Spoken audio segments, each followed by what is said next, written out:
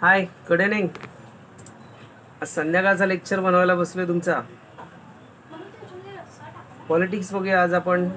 पॉलिटिक्सचे 2 page राहिलेत आणि 2च page आपल्याला शिकवायचे आज. तर पोर्शन कोणकोणता कट झालाय वगैरे तर तुम्हाला कॉलेजमधून सांगितलं असेल तर पाठवत जा आणि तसं आपल्याला मग तसं शिकवता येईल. समजलं? So listen. State of women in India. आपलं पेज नंबर चालू आहे, तुम्हाला सांगतो. एक मिनिट हा. 32. ओके, 32 पेज नंबर चालू आहे. इंग्लिश मिडियमचं समथिंग. एक मिनिट हा. इंग्लिश मिडियमचं पण 32 चालू आहे. Okay. State of women in India. The principal of the gender equality is enriched in the India constitutions in its preamble, fundamental rights, fundamental duties and directives, principles. The constitutions not only grants equality as a fundamental right at a woman, but also empowers the state of adopt measures of positive discriminations in favor of women. Despite this, women continue to face discriminations. Some of the important gender-related issues in the Indian context are as follows. बघा, एक म्हणायला गेलं तर एक कॉन्स्टिट्यूशन्स प्रमाणे म्हणजे संविधानाप्रमाणे आपल्याला आज स्त्रियांना आणि पुरुषांना एक समान हक्क दिलेले आहेत. बरं ना, आपल्या संविधानाने एक समान हक्क दिलेले आहेत. त्याच्यामध्ये उद्देशपत्रिका माहिती आहे तुम्हाला. आपलं जे इतिहास किंवा आपलं पॉलिटिकल्समध्ये पण बघा, सर्वात सुरुवातीला उद्देशपत्रिका आहे पुस्तकाच्या सुरुवातीला. त्याची मूलभूत तत्व, त्याच्यानंतर त्याची कर्तव्य, मार्गदर्शक तत्व याच्यामध्ये ते समाविष्ट केलेले आहेत. भारताचे संविधान महिलांना समानतेचे तत्व केवळ मूलभूत हक्क म्हणून बाहेर करत नाही, तर शासनाला त्यावर आधारित एक सकारात्मक कृती करण्याची परवानगी देखील देते. बरं ना. त्याशिवाय महिलांना सुद्धा सातत्याने या भेदभावाला सामोरं जावं लागतं. आजही सिच्युएशन, आज सुद्धा हीच सिच्युएशन आहे. आजही महिलांना बऱ्याचशा गोष्टींना सामोरं जावं लागतं. तुम्ही बघतच असाल बऱ्याचशा अशा गोष्टी असतात की त्याच्यामध्ये आज सामोरं जावं लागतं. देन शासनाला आधारित सकारात्मक कृती करण्याची परवानगी देखील देते. असे असून सुद्धा महिलांना सातत्याने भेदभावाला सामोरं जावं लागतं. भारतातील महिलांपुढे काही समस्या खाली दिलेली आहेत. सगळ्यात पहिली आर्थिक असमानता, इकॉनॉमिक इनइक्वॅलिटी. सो थोडंसं लोकेशन चेंज केलं. चेहऱ्यावर बराचसा काळोख येत होता, त्याच्यामुळे PC वर पण थोडासा काळोख येत होता. So listen. Economical inequality. The major problem that India faces a high level of male-female wage gap. Similarly, the participation of women in the labor market is also as low, 28.2% compared to the men, which is a 78.8%. आज बघितलं तुम्ही, मार्केटमध्ये जर आपण आज गेलो तर आज स्त्रियांना पगार हा पुरुषांपेक्षा थोडासा कमीच असतो. बघायला गेलं तर स्त्रियांना पगार हा पुरुषांपेक्षा थोडा कमीच असतो. आणि दुसरी गोष्ट, ही एक वेतनामधली दरी आहे. आज कुठे पण रोजगार, शेतामध्ये रोजगार करणाऱ्या स्त्रिया असो किंवा कामावर काम करणाऱ्या स्त्रिया असो, या प्रत्येकाला रोजगार हा फार कमी असतो, प्रत्येक स्त्रीला. आज सुद्धा जर तुम्ही बघितलात ना, गव्हर्नमेंट सर्वंट जर असेल एखादी स्त्री, तर तिला त्या पुरुषांपेक्षा पगार कमी असतो. का? तर बिकॉज ऑफ अ लेडी. म्हणजे ही असमानताच आहे ना, अजूनही ती असमानता पाळलीच जाते. बघायला गेले तर श्रमिकांच्या बाजारपेठेमध्ये महिलांची टक्केवारी ही 28.2 इतकी आहे, तर पुरुष हे तुलनेने 78.8 आहे. आज 10 पुरुषांपैकी 3 स्त्रिया असतात प्रत्येक कंपनीमध्ये. आज 10 पुरुषांपैकी 10 पुरुषांच्या इथे 3 स्त्रिया असतात. म्हणजे टोटल 10 जण असतील तर 10 मधल्या 3 स्त्रियांची भरती केली जाते ॲज अ गव्हर्नमेंट सर्वंट म्हणून.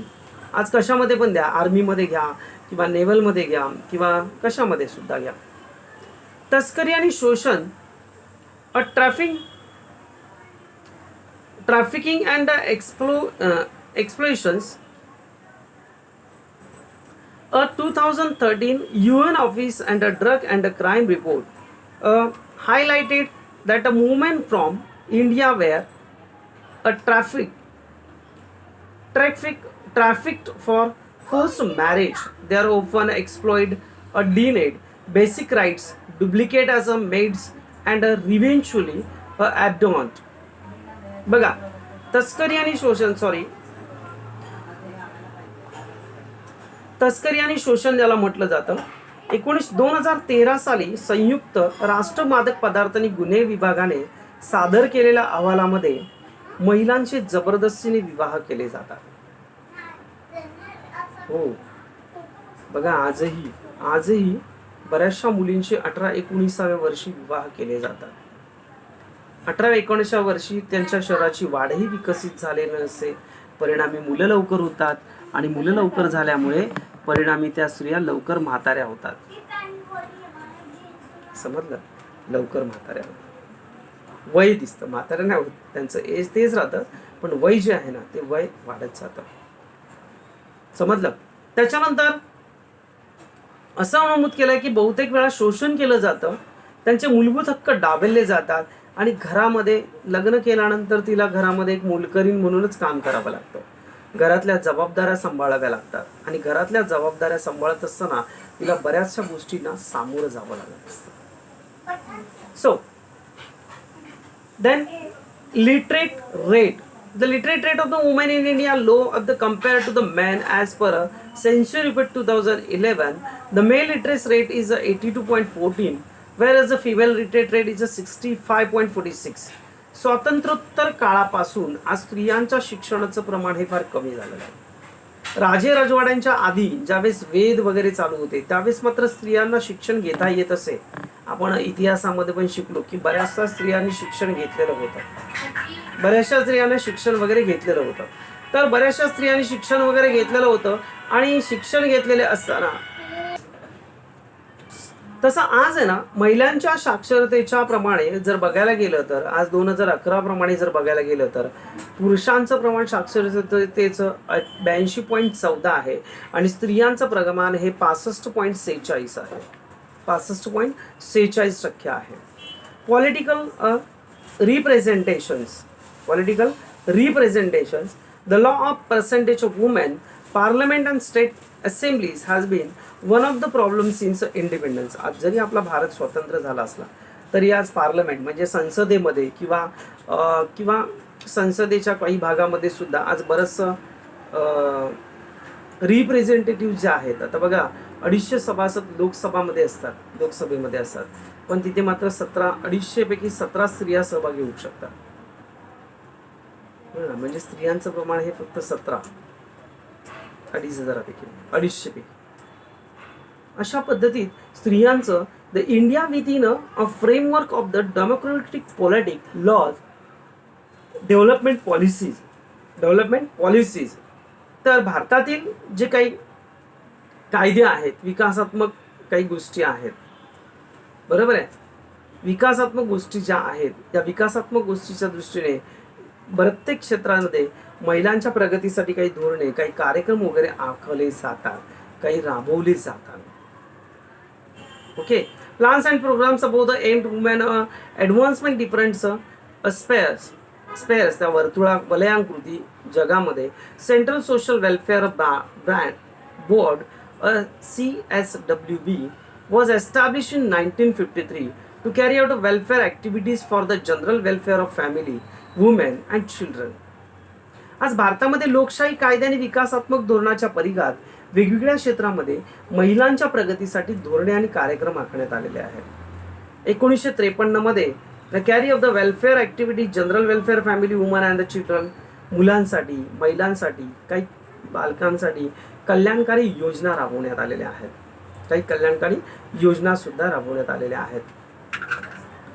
भारतात महिलांच्या समस्याकडे in India approach woman issues India is described welfare approach. The focus was on community development through the mahila mandals, protections women against injurious work, private maternity, child care benefits, etc. In the 1960s, The emphasis was on education as a welfare strategy.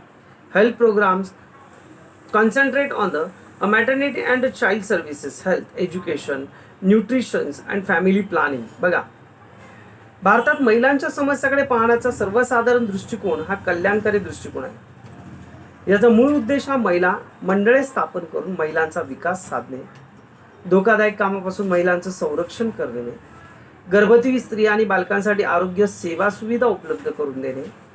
1960च्या दशकांपासून कल्याणकारी योजना म्हणून शिक्षणावर भर देण्यात आला होता.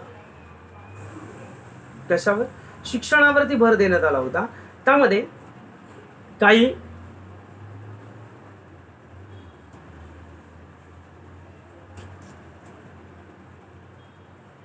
आरोग्यविषयी शिक्षण कार्यक्रमाचा भर, मातृत्व आणि बालकांसाठी आरोग्य सुविधा, आरोग्य शिक्षण, पोषण, कुटुंब नियोजन याच्याबद्दल बरीचशी माहिती ही त्यांना पुरवली जायची. तर 1990 साली 1990s सॉ शिफ्ट डेव्हलपमेंट इज एम्पॉवरमेंट. महिलांच्या संदर्भामध्ये कल्याणकारी, द गव्हर्नमेंट वॉन्टेड कल्याणकारी. Government wanted to ensure the benefits development, not a bypass women, and thereafter the participation in planning the implementations was a necessary to national commissions for women was set up by Art Parliament in 1990 to safeguard the right and the legal entertainment for women. The 73rd and the 74th amendments 1993 of the Constitutions of India have provided for a reservation of seats in the local bodies, panchayatas, municipalities for the women, laying strong foundations for their participation, decision making, local levels, etc. आज नंतर 1970च्या दशकापासून काही कल्याणकारी दृष्टिकोनामध्ये बदल घडून आले. 1970 नंतर बऱ्याचशा भारतातील महिलांची स्थिती अभ्यासण्यासाठी एक समिती नियुक्त करण्यात आली होती. आणि या समितीमध्ये काय करण्यात आलं? या समितीमध्ये महिलांची स्थिती काही दिलेल्या अहवालानुसार भारतातील बदलत्या स्थितीनुसार भाष्य केलं गेलं की या अहवालाचे टुवर्ड्स इक्वालिटी, या अहवालाला टुवर्ड्स इक्वालिटी असं नाव आहे. 1980 मध्ये याच्यामध्ये अजून काही बदल घडून आले. आरोग्य, शिक्षण, रोजगार यांच्यावर सुद्धा भर देण्यात आला होता. त्याच्यानंतर महिलांची जागा, विकास, सक्षमीकरण, ज्याला एम्पॉवरमेंट म्हणतो ना आपण, महिला या सक्षम झाल्या पाहिजेत. अशा प्रकारे महिलांना काही विकासाचे फायदे करून द्यायचे होते. त्यासाठी नियोजन, काही अंमलबजावणीमध्ये महिलांचा सहभाग महत्त्वाचा मानला जाऊ लागला होता. 1990 मध्ये कायद्याद्वारे राष्ट्रीय महिला आरोग्याची स्थापना करण्यात आली आणि याच्यामध्ये महिलांच्या काही कायदेशीर बाबींचं संरक्षण करण्याची ग्वाही देण्यात आली. आज त्यांना बऱ्याचशा ठिकाणी स्थान आहे. आज पंचायत समितीमध्ये, नगरपालिकेमध्ये महिलांना आरक्षण दिलं जातं. एक मिनिट, पेज पलटी करतो. Okay, then it's a complex of mixture old and new industrialisations, globalisations, urbanisations, modernisations have led to major changes in lifestyle of woman. बघा, आज महिलांसाठी सामाजिक, सांस्कृतिक परीघ हा जुन्या नव्या मूल्याचे एक जटिल मिश्रण आहे. त्याच्यामध्ये औद्योगिकरण, जागतिकीकरण, शहरीकरण, आधुनिकीकरणामुळे महिलांच्या आयुष्यामध्ये मोठे आमूलाग्र बदल झालेत. आज बऱ्याचशा महिला तुम्हाला वर्क करताना दिसतात. आज बऱ्याचशा महिला अशा आहेत की ज्या स्वतःच्या कुटुंबाची जबाबदारी सुद्धा सांभाळत आहेत. आता त्या दिवशी एक व्हॉट्सअपला एक मी मेसेज वाचला, ॲक्च्युली ग्रुपवरती फॉरवर्ड करायला नाही आहे, आम्हीच नियम घातलेत नाही, आम्ही मोडायचे, हे योग्य झालं नसतं. हे योग्य झालं नसतं. त्याच्यामध्ये काय दिलेलं बघा, आज गावामध्ये बऱ्याचशा मुलांची लवकर लग्न केली जातात. एक 18-19 वर्ष, 19-20 वर्षामध्ये. आणि मुलं जी आहेत ना, ही मुलं गावकट्ट्यावरच जमा असतात. शेती म्हटल्यावरती त्यांना नको, त्यांना झटपट पैसा पाहिजे असतो, मेहनत म्हणजे नको. आज त्यांच्या स्त्रिया मात्र शेतात काम करून सगळा पैसा कमवत असतात. आणि हे फक्त काय करत असतात, अशा प्रकारे बायकोचे पैसे वगैरे दर आठवड्याने येणारा पगार त्याच्यामधले 200-300 रुपये काढून घेतात आणि त्याची ऐश करतात. कधी जुगारात, कधी तंबाखूसाठी, कधी सिगारेटसाठी, कधी दारूसाठी. आणि बायकांचं पण नवऱ्यांवरती एवढं प्रेम असतं की ते आपण बिचारा देतात, हो, काही देतात. म्हणजे सगळ्यात पहिली गोष्ट, त्या नवऱ्याला पहिलं बाहेर काढा, तो कमवून आणत नाही. आज लग्न कशासाठी केलं, कोणत्या मदीसाठी केलं. आणि काही वडील, आई वडील सुद्धा आपल्या मुलाला प्रॉपर्टी पाहून देतात. तो काय कामधंदा करतो याच्याकडे लक्ष नसतं. तो कितपत कमवतो, तो कितपत रोजगार कमवतो याच्याकडे त्यांचं अजिबात लक्ष नसतं. मुलगा मेहनती आहे का याच्याकडे त्याचं लक्ष नसतं. तर त्याचा बँक बॅलन्स किती, त्याचं प्रॉपर्टी किती, या गोष्टीकडे त्यांचं लक्ष असतं. आणि हे योग्य नव्हे म्हणून आज या सगळ्या चळचळीमुळे महिला सक्षम झाल्या आणि पुरुष हा आळशी बनत चालला. कालांतराने महिलांची जागा तो घेणार आहे. लक्षात ठेवा. प्रथम अनिकेत, गोरख, लक्षात ठेवा, मेहनत करा, आपल्या बायकांना पोसा, कुटुंबाला पोसा, कुटुंबाची जबाबदारी उचला, बायकांच्या जीवावर खाऊ नका. ठीक आहे, असंच एक बोलतोय तुम्हाला. लक्षात द्या. Come to the point. 2006 मध्ये समुदाय बघा अशा प्रकारचे बदल होऊ गेले आयुष्यामध्ये. त्यांच्या फार मोठे बदल झाले. एका अर्थाने बघायला गेलं तर on the one hand a liberalisation has a provided better opportunities of women term education, jobs and decisions making power. आज बघायला गेलं तर एका हातामध्ये सरकारने आपल्याला त्यांच्यासाठी हात मोकळा केला आहे. आज त्याला शिक्षणाची मुभा दिली आहे. शिक्षणाच्या मुभा दिल्यामुळे ते शिकले आहेत, ते जॉबच करू लागलेले आहेत, त्यांना एक स्वातंत्र्य मिळालेलं आहे. बरं ना. त्यांच्यामधला व्हायलन्स तो कमी झालेला आहे. Wedges difference and discriminations continue. परंतु आज एका बाजूला जरी या गोष्टी झाल्या असल्या तरी दुसऱ्या बाजूला अत्याचारांमध्ये वाढ झालेली आहे. उदाहरणार्थ बघा, नवऱ्याचा पगार कमी असेल, बायकोचा पगार जास्त असेल तर त्यांच्या घरामध्ये मोस्ट ऑफ भांडणं होतात. बायको ही नवऱ्यापेक्षा वरचढ असते, नवरा तिच्यापेक्षा वरचढ असतो, त्यामुळे त्याला मान्य होत नाही. अशा गोष्टी असतात. Change social norms and maintained of the bottom through the institutional initiatives that involves the family, community, religious and educational institutions. It can initiate a strength and implement economic and the social policies for gender equality. बघा, आज बघायला गेलं तर दुसऱ्या बाजूच्या अत्याचारामध्ये झालेली वाढ, वेतनामधली दरी, भेदभावाचा सामना सुद्धा करावा लागतोय. संस्थात्मक घटकांनी पुढाकार घेतला, सामाजिक मूल्य, मानसिकता याच्यामध्ये बदल घडतो. बरं, स्त्रिया आपल्या हक्कासाठी जर भांडायला गेले, समजा ती पोलीस स्टेशनला गेली किंवा एखाद्या महिला मंडळामध्ये गेली किंवा एका महिला आधार समितीमध्ये गेली तर मात्र पुरुषाच्या भावना दुखावल्या जातात, त्यांच्या घरातल्यांच्या भावना दुखावल्या जातात. उलट तिला जास्त जाचाला सामोरं जावं लागतं. त्यामुळे बिचाऱ्या मेटाकुटीला येऊन तेवढ्यातल्या तेवढ्याच लाईफ जगत असतात. बरं, त्यामुळे this involves the family, community, religious, educational institutions can be initiate a strength and implement economic and social policies for gender equality. त्यामुळे काय झालंय, आज मानसिकता बदलते. त्यामुळे कुटुंब, समुदाय, धर्म, शैक्षणिक संस्था याचा सुद्धा समावेश होतो. लिंगभाव समानतेसाठी आर्थिक आणि सामाजिक धोरणाची निर्मिती करणे, त्यांना बळकटी देणे, अंमलबजावणी करणे हे त्यांच्या मार्फत होतं. 2006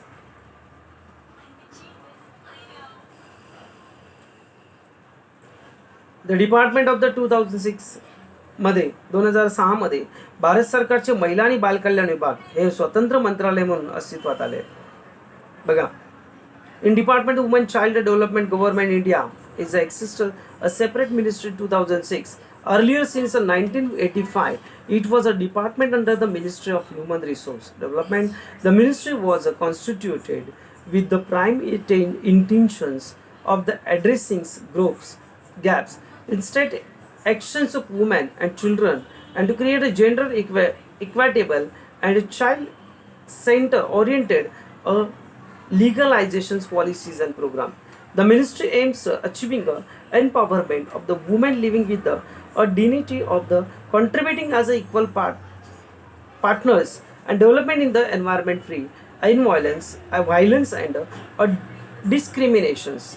बघा, आज बघायला गेलं तर 2006 मध्ये भारत सरकारने महिला आणि बाल कल्याण विभाग हे स्वतंत्र विभाग 2006 मध्ये अस्तित्वात आणले आणि मंत्रालयात आहे. हे विभाग मंत्रालयामध्ये येतात. बालकांचे कल्याण, स्त्रियांचे कल्याण या गोष्टीविषयीच संसदी यामध्ये चर्चा होते. आज याआधी 1985 सालापासून ते मानव संसाधन विकास विभागाच्या अखत्यारीमध्ये यायच्या या मंत्रालयाचा प्रमुख उद्देश महिला आणि बालकांसाठी असलेल्या धोरणातली त्रुटी शोधणे, लिंगभाव समानतेसाठी व बालकांवर केंद्रित असे कायदे करणे, धोरणे कार्यक्रम आखणे हा होता. महिलांना सन्मानाने जगता यावे आणि विकासामध्ये समान भागीदार होता येईल, हिंसा आणि भेदभावरहित वातावरण कसं निर्माण होईल याच्यामध्ये या मंत्रालयाचा, या सक्षमीकरणामध्ये मंत्रालयाचा उद्देश असतो.